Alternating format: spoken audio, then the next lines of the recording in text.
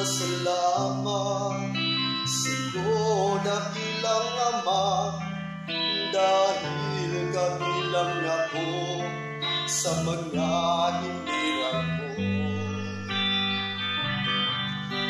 Maglilingkod ako sa'yo kahit mahirapan pa ako. Hindi ko ipagpapalit sa pilak at ginto. Marami na akong natutunan na aral, naunawaan kalooban mong banal. Ang pangalan mo, Panginoon, aking isisigaw. Pananampalataya ko'y ipaglalaban.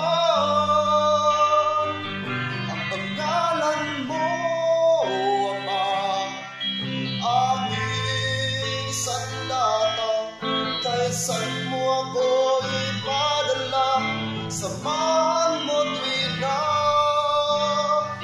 Kahit anong hadlang ng aking dadaanan, huwag mo akong papabayaan naman.